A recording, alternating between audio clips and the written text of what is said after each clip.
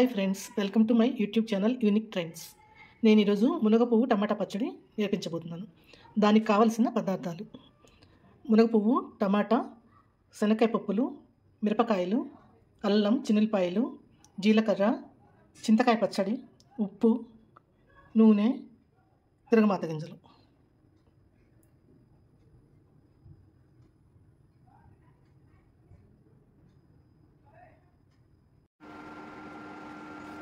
బాండీలో నూనె వేసి దానిలో శనక్కాయ పప్పులు అది వేడైన తర్వాత శనక్కాయ పప్పులు వేసుకోవాలండి. వాటిని లైట్ బ్రౌన్ కలర్ వచ్చేదాకా వేయించుకోవాలి, క్రిస్పీగా వేయించుకోవాలి.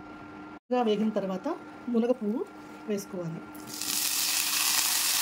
తర్వాత టమాటాలు, పచ్చిమిరపకాయలు వేసుకోవాలి. నేను బాగా కలిపేసి కొంచెంసేపు మగ్గించుకోవాలి.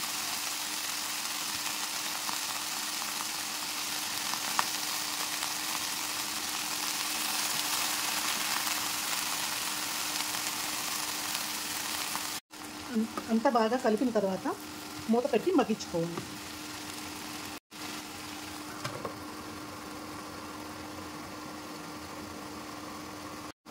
మూత తీసి మధ్య మధ్యలో కలుపుతూ ఉండాలి.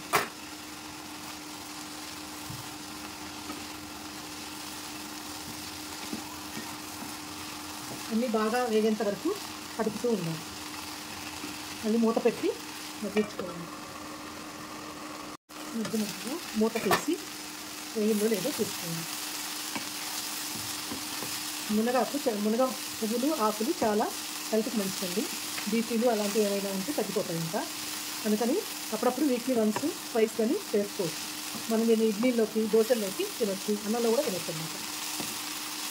ఇది మాకు బాగా పరకాలు బాగా దొరుకుతుందండి, అందుకని నేను రెగ్యులర్గా చేస్తూనే ఉంటాను. ఇది వేగేటప్పుడు దీనిలో జీలకర్ర, చిన్నులపాయలు కూడా వేసి కలుపుకుంటాను.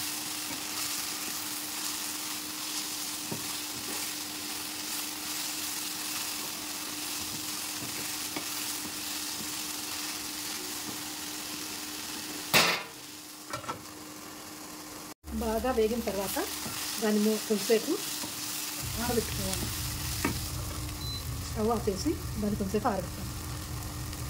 ఇప్పుడు ఇది ఆరిపోయింది కదా, ఫస్ట్ చింతకాయ పచ్చడి తీసుకొని ఇందులో వేసుకోవాలి. తర్వాత దీన్ని కూడా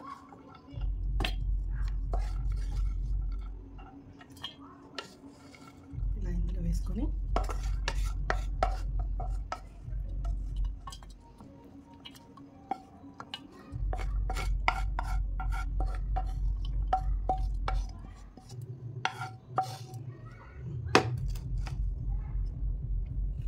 ఇందులో సాల్ట్ వేసుకోవాలి. తర్వాత ఇప్పుడు మిక్సీ వేసుకొస్తాను.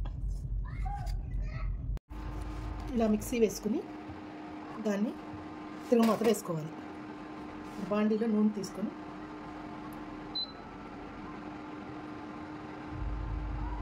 నూనెను కాగనివ్వాలి. నూనె కాగిన తర్వాత దానిలో తిరగమాత గింజలు వేసుకోవాలి.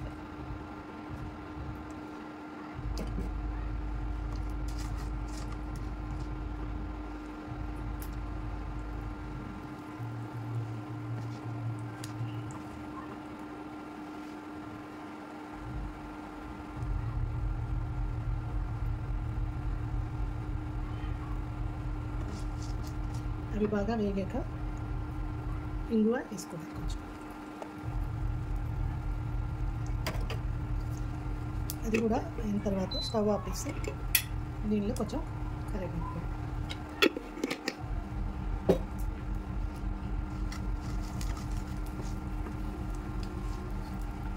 ఇదంతా అయిన తర్వాత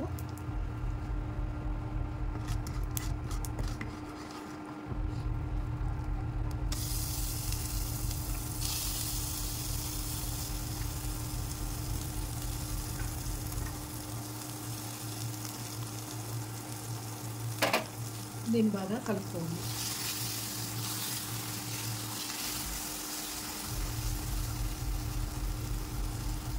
అంతే, ఎంతో టేస్టీ చట్నీ రెడీ.